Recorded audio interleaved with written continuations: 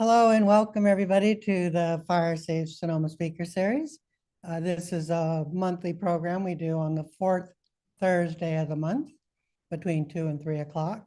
So good to see all you folks here. I see a fair number of folks in the audience that I don't think I know or have seen before. Welcome if you're new to this program. Again, we do it on the fourth Thursday of the month, every month, except for December. We're dark in December. We like to keep these programs for around an hour long so we can position them on YouTube with a reasonable length of time. Sometimes we run a little bit over 3 o'clock, past 3 o'clock. If we do, that's okay. It's not life or death. And also, just so you know, we are live streaming this program. And if you know any folks that might be interested in it, who missed it, send them to our YouTube channel. They can see this program and they can see a lot of other great information on our YouTube channel. So check it out. By the way, I'm Roberta McIntyre, President and CEO of Fire Safe Sonoma, and I am your host today, like it or not. For those folks who might not know, Fire Safe Sonoma is the countywide Fire Safe Council, and we've been serving Sonoma County for 26 years.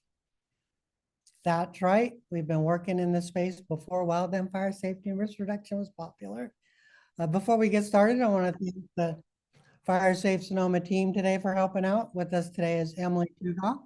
She's our county coordinator assigned to projects and programs. And Becca Fisher, she's a past fellow who's now a staff member, and she's assigned to projects and programs also as program assistant. Also helping out with us today are two of our four California Climate Action Corps fellows, Alina Brammer and Julie Edwards. The other two of our fellows, I think, are out of Oakmont doing a safety fair out there, Aiden DeYoung and Malia Zimmerman, along with our treasurer, Ken Height. I think he's out there today too. Don't forget to check the Fire Safe Sonoma calendar that's on our website for upcoming events. So we try to keep, events related to our mission, wildland fire safety and risk reduction, on our events calendar. And so also don't forget, if you know of any upcoming events and you want them posted on our events calendar, just let us know and we'll get it up there. Speaking of events, don't forget about these upcoming events. The Resilient Landscape Coalition will be holding a workshop event at the Forestville Community Library this Saturday, April 26th, from 10 o'clock until 12. The workshop will provide information and resources on how you can make your home and its landscape fire resilient with a science-based approach. So remember, your landscape doesn't have to be a moonscape. You can actually have a stunning landscape that is pretty fire safe, and fire resilient. And the Resilient Landscape Coalition has been teaching people how to do that for about 4 years now or more. And Fire Safe Sonoma is a collaborative member of that group. And another member of that group, Jen, is our speaker today. So I'm going to put that in the parking lot for now. That's a teaser for when we get to Jen's presentation. Also, come and visit us at the Windsor Earth Day celebration this Saturday, April 27th, 9:30 to 1:30. This event is in addition to the regular Windsor Farmers Market. It'll take place at the corner of Market Street and McClellan Drive in Windsor. We'd love to see you all there. And of course, we have Fire Safe Sonoma's regular board meeting on April 28th at 3:30, this Monday. Sign up through our website if you want to attend our board meetings. They are virtual. We will also be tabling at the Petaluma Community Center for their annual Future Fest on Sunday, May 4th, noon to 4. The Resilient Landscape Coalition will also be there. So be sure to show up and support Sonoma County's local organizations in the wildfire risk reduction space. Look out for promotionals of upcoming wildfire and earthquake expo organized by Fire Safe Sonoma. This will be a 2-day event held at the Sonoma County Fairgrounds on May 31 and June 1st. On May 31, there will be a disaster simulation with Northern Sonoma County CERT members. That'll be pretty cool. And then June 1st, the Sunday, will be the actual expo. There'll be emergency response demonstrations, wildfire preparedness, safety resources, and a bunch of other stuff. This used to be held up in Cloverdale. This is what, our 4th or 5th year doing this now. So we're expanding the scope, and we moved it down to the Santa Rosa Fairgrounds, Sonoma County Fairgrounds in Santa Rosa, I should say. So come check it out. If you get there early enough, there'll be free breakfast. And also, to stay in the loop, subscribe to our updates. So let's move along. Last month, we heard from Ariel, who discussed how healthy watersheds, wildfire risk reduction, and forest resilience add value to projects, and how financing supports restoration efforts. This presentation is now on our YouTube channel, so feel free to check it out after watching today's presentation first, of course. And this month, we are pleased to be joined by Jennifer Roberts, who will share the importance of creating resilient landscapes to reduce wildfire risk while being fire-wise, water-wise, and biodiverse through California native plants and sustainable practices. She's basically going to show us how to have a fire-safe landscape that we can love. So we could love where we live and still have a fire-resilient landscape. Jen's an accomplished environmental educator and landscape designer. She's deeply rooted in Sonoma County. She holds a BA in environmental studies from UC Santa Cruz, as well as 3 associate science degrees in environmental horticulture from Santa Rosa Junior College. As a UC Master Gardener, Master Composter, Certified California Naturalist, and Permaculture Designer, she combines her expertise in sustainability with a passion for education. Through her native Habitats Landscape Design Studio and collaborations with the Habitat Corridor Project and the Resilient Landscape Coalition, she promotes resilient, ecologically sound landscapes. When she's not designing or teaching, Jen enjoys tending her garden, caring for her compost worms, and her newest adventure, motherhood. All right, well, let's welcome Jennifer Roberts. Take it away, Jennifer. You got it. All right, thank you so much, Roberta. Now I will share screen. And we will begin our program. So thank you everyone for joining us today. And today we're going to talk about sustainability in the defensible space zone. So hopefully defensible space is a term you've heard before. Maybe you're kind of an expert, but today I'm going to present kind of a different look at it. Like Roberta said, we can have a beautiful, thriving garden, not a moonscape, and still keep our defensible space. So just quickly, a little bit more about who we are. The Resilient Landscapes Coalition is a coalition of 4 Sonoma County nonprofits. So we have Fire Safe Sonoma with all the wonderful people who are here today and not here, as Roberta mentioned. The Habitat Corridor Project, which is a small but mighty nonprofit run by April Owens, and I work with her there. And we promote habitat gardens spread throughout California because pollinators migrate and they need many places to be able to land and reproduce and eat in order to keep successful. The Sonoma Ecology Center, based in Sonoma, is also a partner, and the UC Master Gardener program of Sonoma County. And we are in partnership with the County of Sonoma Fire Prevention Division and CAL FIRE and local fire departments. So we all work together to bring you science-based information about defensible space. And here is our website. And this is an actual screenshot from the homepage of our website.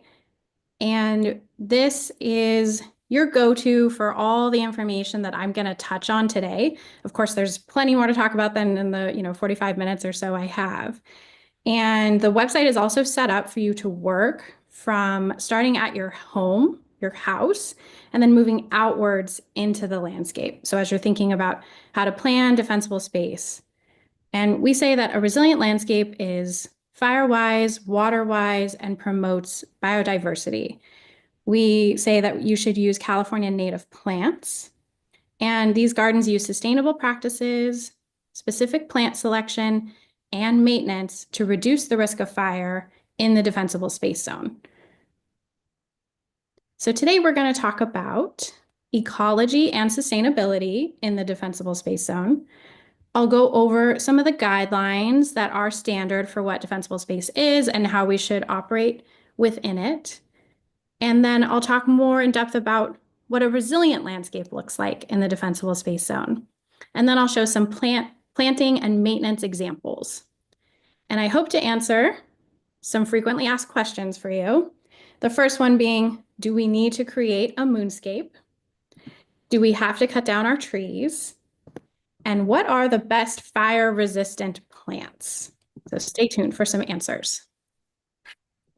So this moonscape idea, this is a myth. We do not need to come in and take out everything living in our landscape with maybe the exception of a few trees and come in and put a bunch of rock. That is not what we're promoting.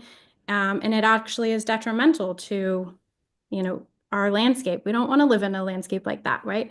We want beauty and abundance. But conversely, we also don't want an overgrown garden, what you see on the right-hand side. We want to avoid this scenario because this is not keeping us fire safe or fire wise. So how do we have somewhere in the middle, creating a fire wise landscape that has careful selection, placement, and maintenance of plants and materials that provides biodiversity, habitat, and beauty, of course.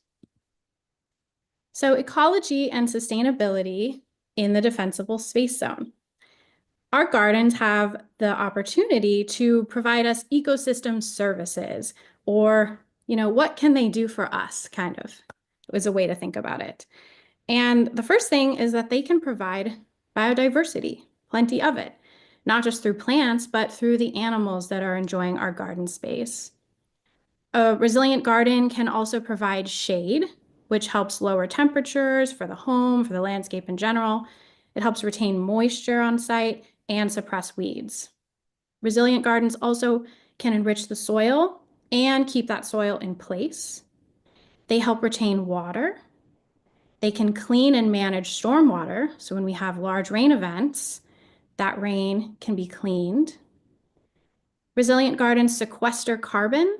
So that means they have the ability to take carbon from the atmosphere, or CO2, and draw it down into the soil, where it's a better place for it to be stored rather than in the air. And they can support biodiversity above and below ground. And we'll talk a little more about that. So how do we support biodiversity in a resilient landscape? Well, first, we want to choose native species of plants.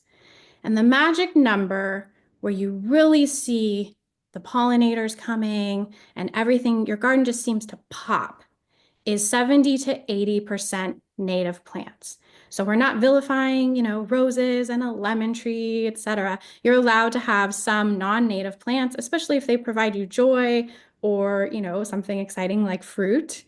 But that 70 to 80% is what we're aiming for. And we want to plant what we call islands of plants that will support wildlife, providing them shelter and food. And I'll talk more about that. What is a plant island?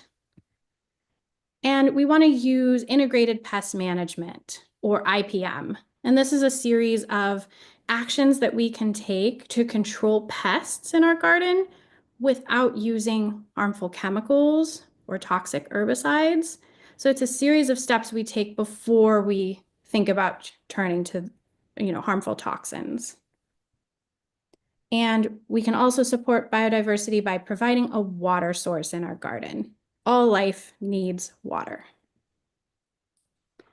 So how can we build soil and sequester carbon in our garden? Well, for example, in 1 year, a mature tree will absorb more than 48 pounds of carbon dioxide from the atmosphere and releases oxygen in exchange. So trees are a good idea. So we care for our trees and we can plant more trees. The built landscape does make a difference. So the choices we make, even right in our own backyard, do matter. And some of the key actions we can take to help build soil, planting and preserving oaks especially, as well as other trees, keeping organic matter on the property as much as possible, and adding more. And so when I say organic matter, I mean leaf litter that degrades, or also bringing in compost or making your own compost. And we can use organic mulches where appropriate, which contributes to soil health, conserves moisture, and prevents erosion. When I say organic mulch, I mean a mulch that comes from plants. It was once alive. So whether that's arbor mulch or leaf litter, etc. Okay, let's transition to talk more in depth about defensible space zones. So what does that mean? What do they look like? So there's 3 zones that make up defensible space, and it's all the space that is 0 to 100 feet away from your home and other structures. So you can see this red zone is called zone 0, and that's 0 to 5 feet away from the structure. So 5 feet out, that's zone 0, the first zone. A little confusing. The next zone is called zone 1, and that's 5 to 30 feet out from your home. And zone 2 is 30 to 100 feet out. So we split these into 3 zones and talk about them a little differently because they have different standards for how we would plant material or take care of it. And when thinking about defensible space zones, it's likely that those zones are going to overlap with your neighbors, right? You might not have 30 feet between homes. So thinking about the defensible space, but also incorporating everything that's around you. So work together with your neighbors. There's a few different ways that homes can burn in relation to what's happening during a wildfire. So the first one is embers. So this is embers blowing through the air, sometimes up to 1 mile, 2 miles away from where the core of the fire is burning. So this depends on wind conditions and what's happening in a given fire. But these embers can be blown, and if they fall on anything that is ignitable, that can start another fire. So we have to think about embers. The next way a fire can start is from radiant heat. So here we have a tool shed that's caught fire, and that fire can get so hot that it ignites the structure next to it. And the last way fire behaves or can engulf a home is direct flame contact. That's the wall of fire that's coming towards you. And I think most of us think about a wildfire in that way, but it's in reality, embers cause the majority of structure fires during a wildfire event. So when we're thinking about defensible space, we have to be mindful of how embers behave. And when starting work on any defensible space, we always want to start with the home itself. And we do what's called hardening the home. And I'm not going to talk about that today. That's a whole other topic, but Fire Safe Sonoma has tons of resources on that. And there's other workshops you can view to see how to start there, then transition out to the landscape. And this photo, this really shows what's happening during an actual wildfire event. The wind is whipping, the embers are potentially going everywhere. And so you see how they can collect in corners around a home. So it's this area, this first zone of defense, this 0 to 5 foot space that we are really concerned about. And we'll talk about how we can work with that. So like I said, we always start at the house, work outward, and this ember defense zone is the most important. Moving outward from that, we want to create islands of plants with non-combustible pathways that could interrupt the path of fire, and I will talk more about that. And with any design we're doing or any landscape, maintenance is essential. Unfortunately, we can't just plant it and forget it. We do have to keep up with maintenance like irrigation, mowing, etc. But if we design with maintenance in mind, it's much easier to care for. And we want to maintain and hydrate our plants appropriately. So we use science to inform our education, and we hope that you use it to inform your decisions on your landscape. And most of the information that's presented is science-based, but research is ongoing. Unfortunately, every time we have a large wildfire event, we do learn more. So these regulations and ideas are evolving and changing to react to what we learn. One concept to keep in mind when thinking about defensible space is called vertical spacing, or just how we move on the up and down plane. You can think of it. If we have a small grass fire coming along the floor and all the tree limbs are high up, there's no touching, that grass fire can just move along and won't reach into the tree canopy. But you could see here, if we have large shrubs that are tall, and then the fire burns in the shrubs and can reach the tree canopy, now we have a much larger fire event taking place. So one thing to think about is having shorter shrubs or limbing up our trees. So the guideline is if you have shrubs, there should be 3 times the space of the height of the shrub. So if you had a 1-foot shrub, you should have 3 feet between the top of that shrub and the lowest limb of the tree. So that's a guideline. And we want to have at least 6 feet of space between the tree and the shrub, or 1/3 the height of the tree. And this is also called a fuel ladder. So fuel works as a ladder for a fire, and we want to avoid that. Here is an example in real life. So this juniper bush was encroaching on this tree, and there wasn't enough space between the bush and the lowest limb. So you just cut back and create space. So now we've eliminated potential of a ladder fuel. And then with the brush or the shrub itself, you can see going in and clearing out any dead material within the juniper bush helps make that more fire safe. So this is a two-pronged event or two-pronged approach. So here's a few more examples of what we want to do to create a resilient garden in zone 0. So here you can see there's no plant material all around the home, and the plantings start 5 feet away. So that's one of the goals we're looking for. Alternatively, you can use well-hydrated material between ground covers, like non-combustible ground covers.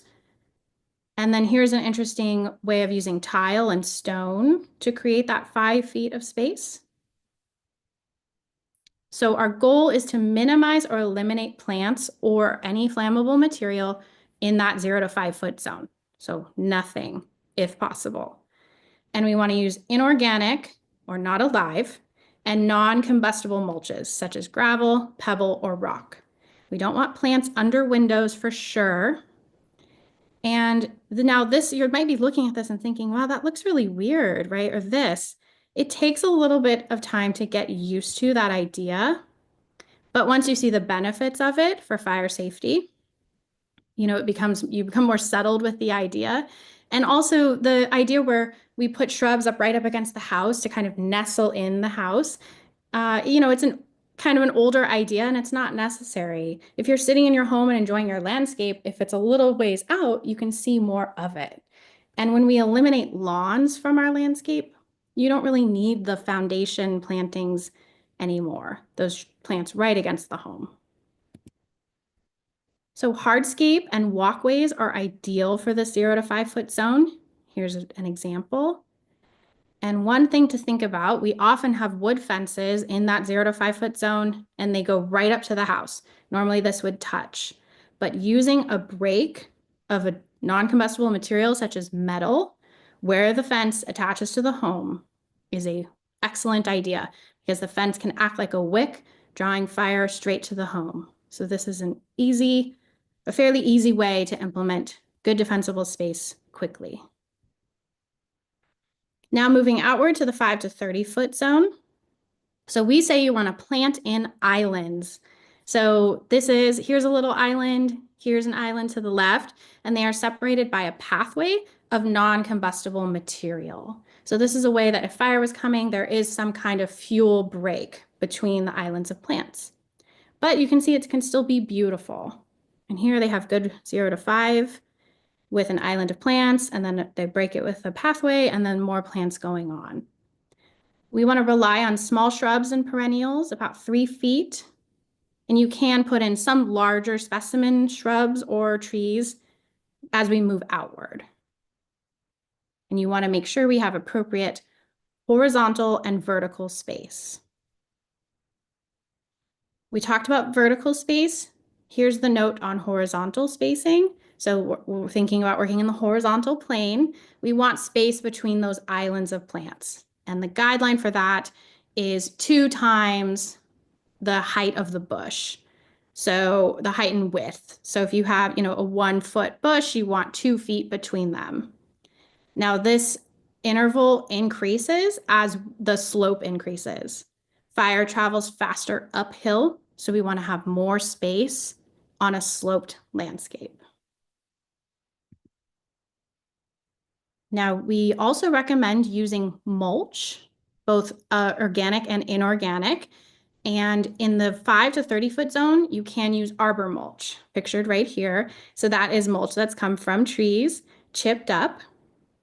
And we say arbor mulch, and it's much more ideal if it has been composted or let to sit for a period of time. We do not recommend using this mulch here, which is called gorilla hair. It's often a cedar bark mulch or shredded redwood. This is much more flammable than this type of mulch. Now going outward into the 5 to 30 foot zone, trees are fine if they're well pruned and we avoid those ladder fuels. We can also implement water features or design with water in the 5 to 30 foot zone. You can have swales, dry creek beds such as this, rain gardens, and these are excellent for providing a water source to promote more habitat in the landscape. And the recommendation is to have those at least 10 feet away from structures. Now, thinking about those islands of plants, what can we use in between? We saw some beautiful flagstone examples. You can use mulch. You can use an irrigated grass, and especially good if you use a native grass. We have a couple of beautiful specimens of that. And then gravel, stone, rock, any of those in between islands work great. Now moving outward again into that zone 2, 30 to 100 feet out, larger plants and larger islands or groupings are increasingly appropriate, but we still want to have a lean, clean, green look. So that's where that maintenance comes in, making sure we don't have dead and dying material, etc. Pathways can be 4 to 5 feet in width, again, creating those fire breaks. And arbor mulch and leaf litter, 2 to 3 inches deep, are desirable and appropriate. Leaf litter is a good thing. It's nature's natural way of recycling nutrients. So especially further out from structures, it's a great thing to leave it be. And trees are fine in this zone as well. A couple more examples in the 30 to 100 foot zone. We want to make sure we're, keeping an eye on horizontal and vertical spacing between islands. And wood piles can also be stored in this zone as long as nothing combustible is around it. All right, so let's talk a little bit about plant selection. And what about that FireWise plant list? Well, sorry to say, all plants can burn. So we don't have like a go-to plant list. For any community in California, really shouldn't be promoting one thing. And here in Sonoma County, we actually have 35 different microclimates. So it can be hard to even recommend a group of plants for the whole county, let alone like these are the ones to do for any one area of California. So being mindful that all plant material can burn, we do want to select California natives that are appropriate for our climate, our little, neck of the woods in Sonoma County. They're great if they're low growing. They're better if they have an open structure, less resin, and higher moisture content. So those are some guidelines you can think of. But we don't openly vilify any plants, native or non-native, because they all can have benefits and drawbacks. So it's more of a conversation, and it's always more dependent on your specific fire risk, where you live, and the conditions of your landscape. All fire-safe landscaping that we do requires maintenance, but we want to be thinking about just how much maintenance do we have the appetite for? So we say, right plant, right place. So always be thinking that. Design with maintenance in mind and consider how large a plant's going to grow. Is it going to thrive where it's planted? Is it going to be too hot, too cold? Does it stay moist in that corner? Is the plant going to require more maintenance than I can provide right now or in the future? And is it an invasive plant? So not just not a California native, but an actual identified invasive plant. So all things to consider when we're working in the landscape.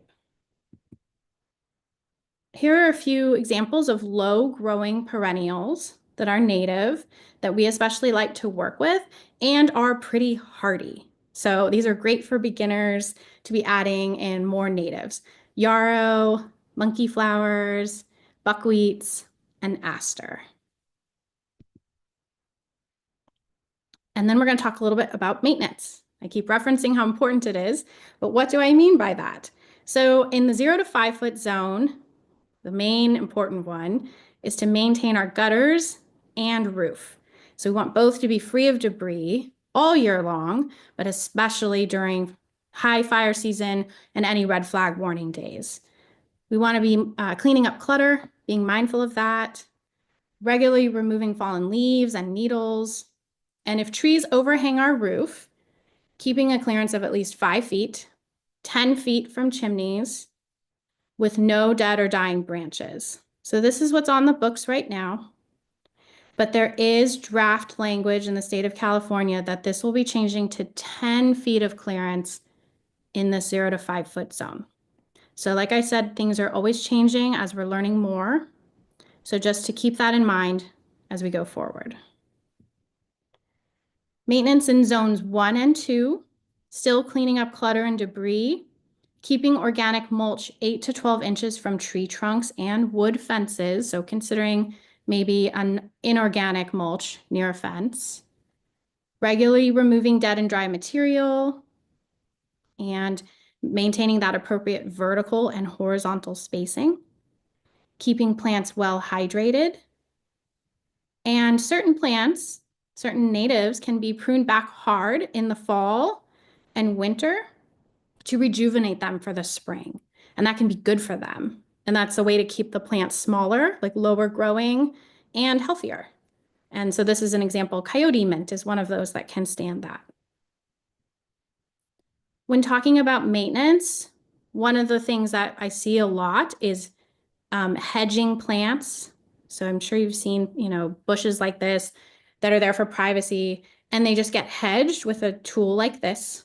But what this does is it creates a dead inside of the plant. So what we see is that live part on the outside, but it's all dead inside, and it's a great magnet for leaf and other debris.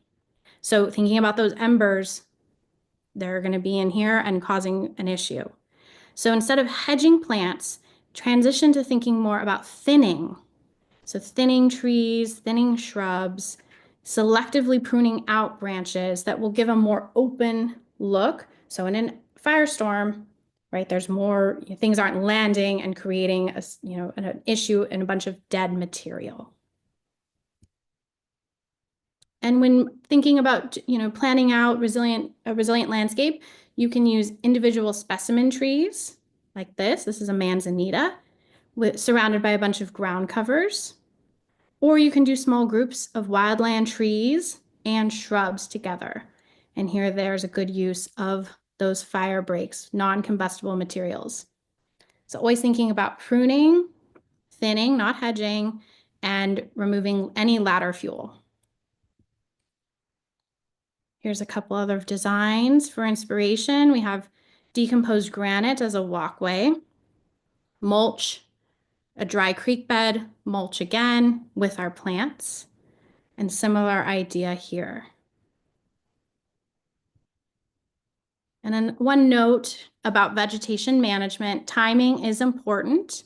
And if we're going to be doing substantial clearing, thinning, or removing vegetation, it's best done September through February. And the reason is that we want to avoid bird nesting season, which is March to August. So we don't want to be disturbing the nests of any birds in trees or on the ground. And if you have a pile of brush that's been sitting for a while, they often can nest in there. So if you're going to be doing work, please be mindful of that. Of course, we share the space with other life. And here again is what our website looks like. I hope you do take a look at that because it is filled with information, way more than I can talk about right now. And thank you for your time. Of course, you can follow us on Facebook, Instagram, and YouTube. And you can subscribe to our newsletter, which comes out about once a month. And we always feature 2 plants that we're excited about at the moment.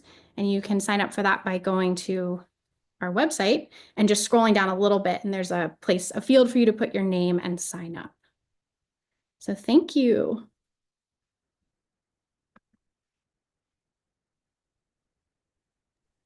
Great job. Thanks, Jen. Appreciate it.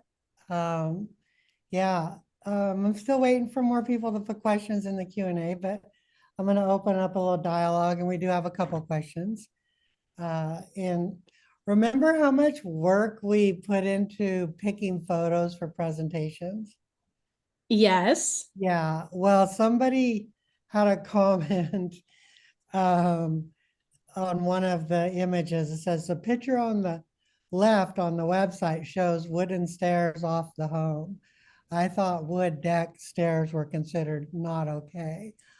I'm going to speak to that one. So, you know, if you have a wood deck and wood stairs, it is allowed on your house.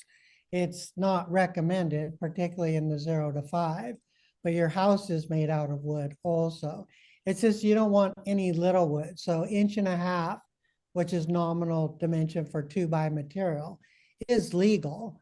The most important thing there with your decks and your stairs, etc., is to make sure there's no what we call receptive field beds, places where the embers that Jen spoke about earlier that can travel for miles.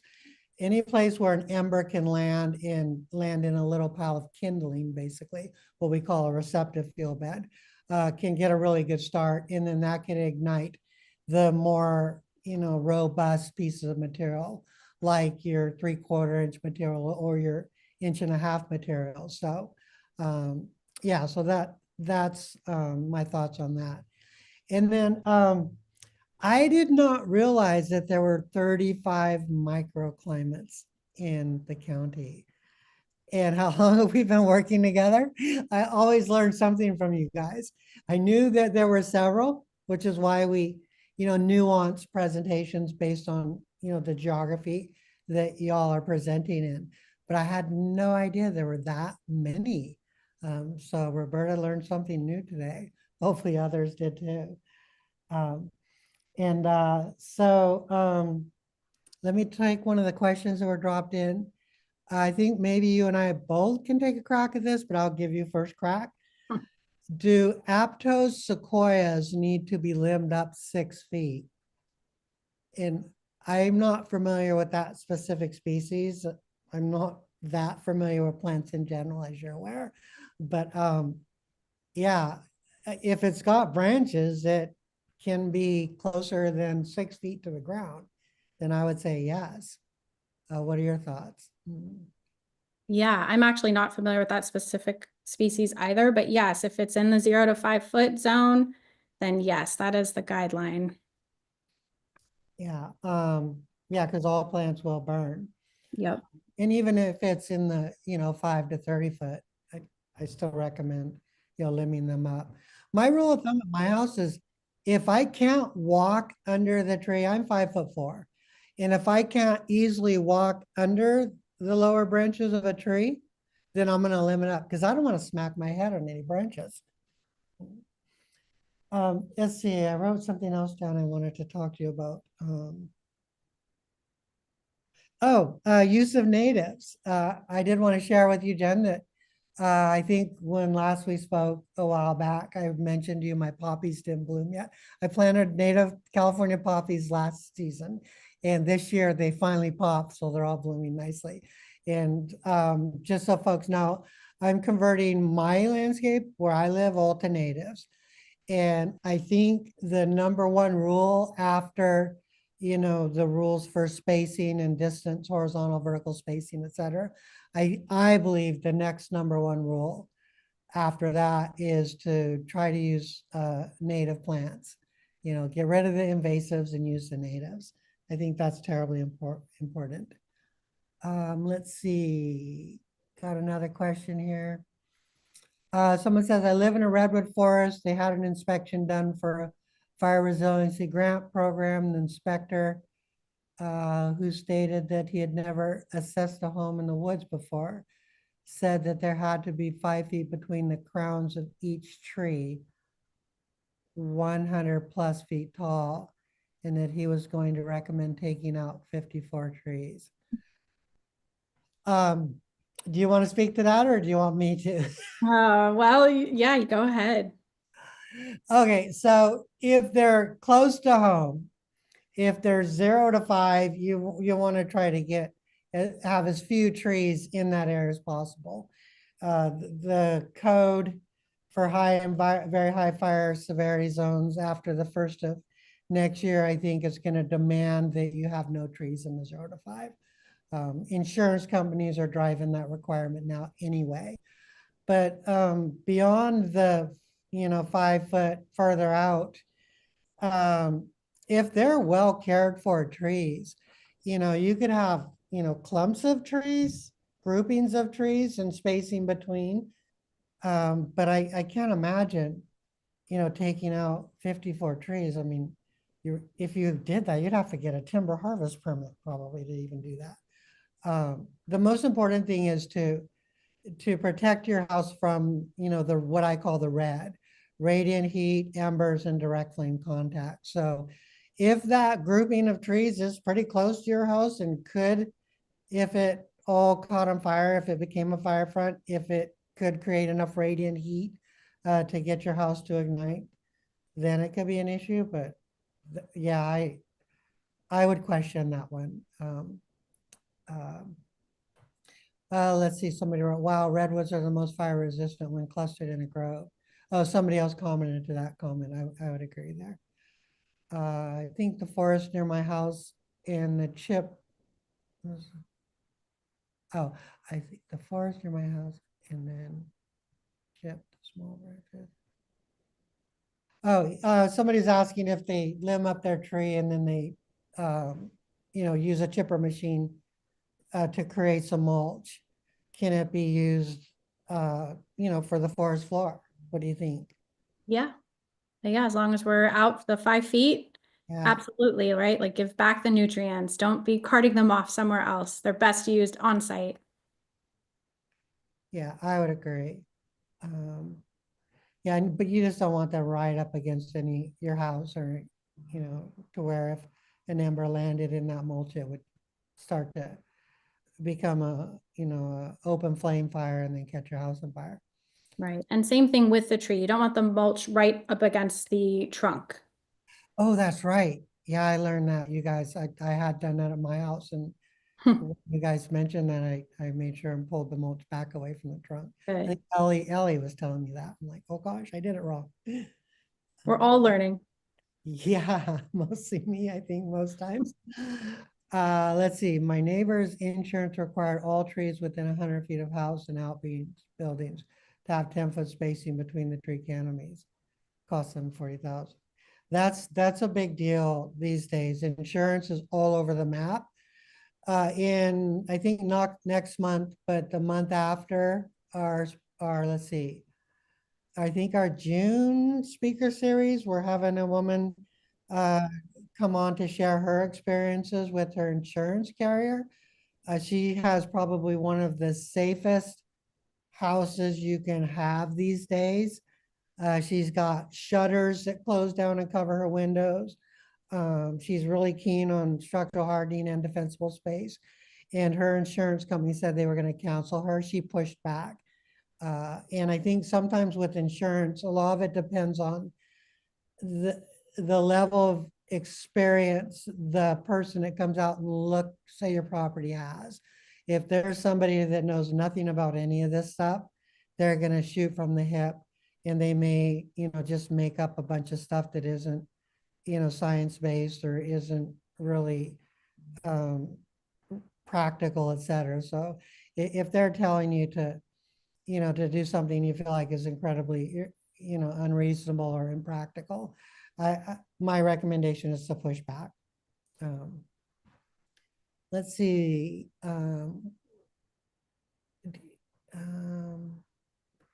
Tracks if burn. I'm sorry, Jen, I feel like I'm answering most of these. Oh, that's fine. Tracks if burned would melt, and then you have chemical issues in your soil. Seems like a redwood deck would be preferable, keeping all clear. Yeah, I would agree. Tracks, given the choice for a decking material, recycled plastic, 50-50 mix of sawdust and recycled plastic is what they make tracks out of. And you're right, it does create both air pollution and ground pollution when it's burning. It's not good to breathe either if you're a firefighter working around that. So yeah, if myself given the choice, I would choose redwood over tracks. But don't look at the tracks at my house currently. Regardless, you want to keep your deck clear of, those, what I mentioned earlier, those receptive fuel beds where embers can grab hold and, get something going. An interesting oh my gosh, we're getting into structural hardening. Okay, here's one. After removing old or flammable plants, how do you plant among the stump and roots? That's a good question. A very good question. Thank you for that one. Yeah, because when we remove a tree, most of the time we want to keep the root ball there for erosion protection and, just not to create a bigger problem. So yeah, how do you plant among the stump and roots? That's for you, Jen. I don't know. Yeah, that's I'm a good hard with the structural hardening stuff, but yeah. you. We had a couple trees removed across the street from me, so they're on my neighbor's property, but we're leaving the stump and, we're kind of just gonna plant around it. It's kind of a charming thing. And my little one will like to climb on them, etc. But, we do have native succulents called Dudleyas, and they don't need like a lot of soil or things to hold on to. So you could put rock and you could put some Dudleyas in there if you really wanted to liven it up. Or you could put a non-flammable container on top and then have plants coming out of that can drape down. So there's some ways to kind of, dress it up. Oh, here's one I like. When I was younger, we lived at a place that had a very small redwood fairy ring. The question is, there's a 14 redwood tree fairy ring about 8 feet from the house. Would I be able to remove some of those without having to pay the tree removal fee? I'm not sure what the tree removal fee is, but if you're talking about the cost of removal, that's kind of between you and the contractor that's doing the work. However, I wonder about the health. Fairy rings are really cool. And if you thin those out, does it create health issues for the remaining trees? Yes, it can weaken the other trees. What we've learned about redwoods is they are actually communicating underground through their roots. So they know when one of them is sick or experiencing trauma of some kind. So, I can't predict exactly what would happen, but it would depend on how many removed, but they are also fire adapted species. So they do lose, some of theirs in a ring from time to time and survive on. So, I can't say for sure without seeing the exact situation, but I recommend doing more research on that. And the UC ANR website is a great website for a resource for if you're looking at specific trees and studies done around different, things like that. Another good question just came in. Does limbing redwoods harm them and cause them trauma? And I'm going to use that as a segue to another thought after you respond to that. Theoretically, yes, right? Any pruning of any tree does cause it to react in some way. And so that's often maybe stopping sugar production or channeling sugar production in a different way. So time of year can come into play for any type of pruning. And you can also do it in stages if you have to do a significant amount. But talking with an arborist would be your best bet. I am not a trained arborist. Okay, so speaking of that, have you heard of the term dehydrated forest? No. Okay, yeah, we were in a training a few months ago with CAL FIRE, and the term was brought up, the term dehydrated forest. And with that thought in mind, think of that concept for a minute, and then imagine what forests in the Sierras and around here looked like, 100, 150 years ago. There weren't as many trees. It wasn't as dense as it is today. And there's a theory, I think it's currently still a theory, but it makes sense. I don't know if there's any science or studies that support what I'm calling a theory anyway.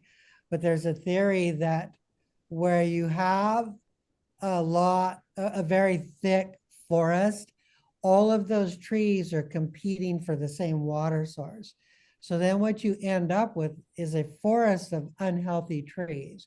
You have a forest of dehydrated trees, which are unhealthy trees, and thinning them, does a lot to improve the health of, the trees that are still there, the probably the more mature, in healthier trees anyway. So it reinforces in my mind in terms of when we do, fields reduction work, taking out the smaller trees, the saplings, the ones that are growing up between the mature trees to thin out the area, the landscape.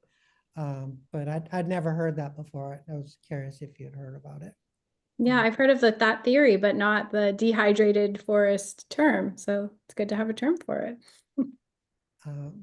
Let's see.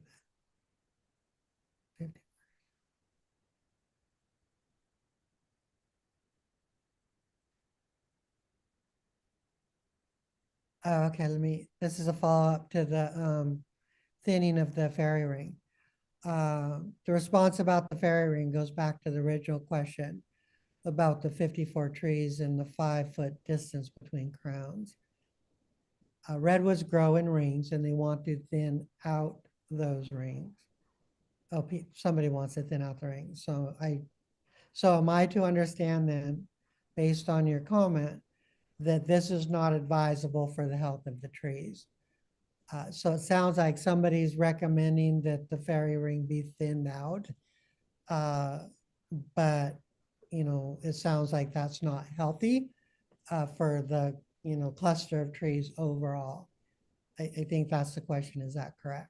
Yeah, I just think about, doing that work in one sitting. And then if we have a high wind event and the redwood roots grow together and hold each other up, their roots are actually quite shallow for being such enormous trees. So they depend on each other. So if they're going to lose a bunch of that root stabilization, I just worry about their, strength during a wind event. And so, yeah, and we're about out of time, but I'm gonna try to leave with something to ponder for folks when we leave, and maybe a little, something to put in your back pocket or something to keep in mind. And that is that firefighters, when they go out and do their inspections, they're doing their inspections based on what is written into legislation.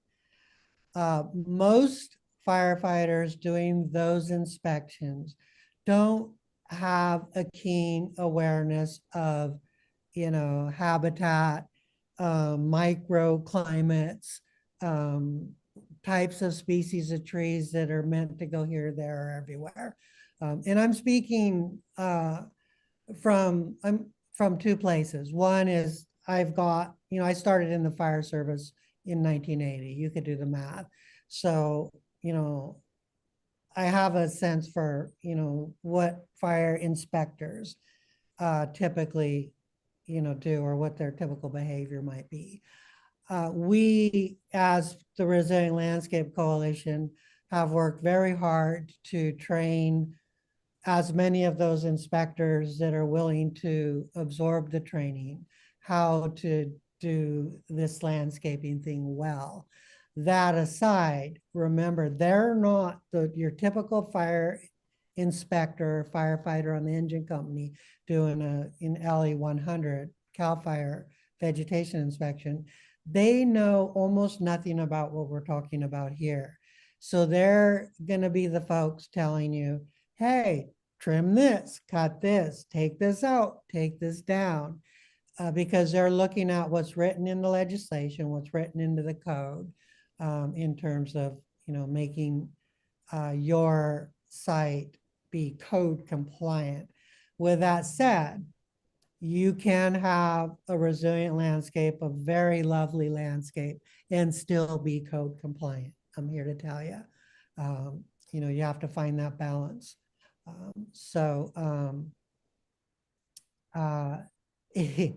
That goes with insurance inspectors as well. Just saw that last comment in the Q&A. Does anyone here have an insurance company that has a wise inspector? Same sort of thing, that's why we're doing all this hard work in the space to try to get more people to understand that, yeah, you can have an environment, a landscape that you love and still be fire safe. You really can. So with that, Jen, thank you very much for your time today. And thank you all for joining us today. I hope you all learned something. I try to make these monthly presentations of value. When I feel like they're no longer of value, then we're going to stop doing them. I'm really keen on not wasting people's time. So your feedback is helpful. Send us an email, let us know what you think of the program. If you like it, if you don't, ideas on where we can improve, that's always helpful. So with that, again, thanks, Jen, very much for the presentation. Very well done. And thank you all for joining us today. And thanks for Team Fire Safe Sonoma for all the work to make this possible. And then don't forget, we have lots of exciting speakers lined up this year. In May, we'll hear from Battalion Chief Ben Nichols, who will speak about the CAL FIRE seasonal outlook. And then click the link in the chat to register for the speaker series if you're not already registered, and you'll get pinged whenever we're about to do another program. Again, thanks so much for listening in. We'll see you guys next month.